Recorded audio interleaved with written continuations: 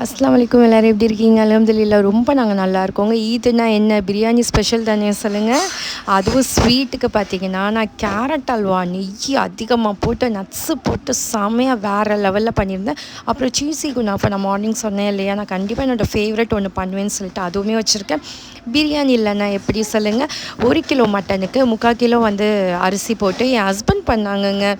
அதுதாங்க அங்கே ஸ்பெஷல். உண்மையாக சொதப்பல் ஆகும்னு நினச்சேன். அல்ஹம்துலில்லாஹ் ரொம்ப ரொம்ப ரொம்ப நல்லா இருந்தது.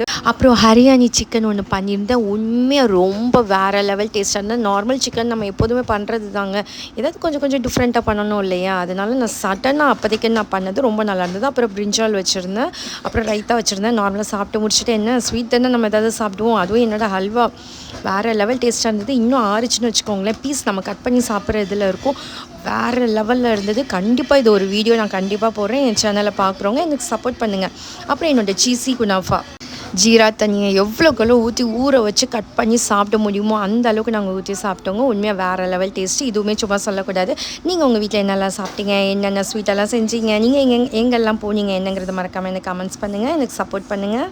இப்போ ஒரு குட்டி தூக்கத்தை போட்டு இப்போ நாங்கள் அடுத்து எங்கே போகிறோம், வெளியில் சும்மா கிட்ஸை கூட்டிகிட்டு ஒரு ரவுண்ட்ஸ் தானே போக முடியும். வீட்டில் இருக்க முடியாது சொல்லுங்கள், இல்லைன்னா பசங்க டார்ச்சல் தாங்க முடியாது இல்லையா.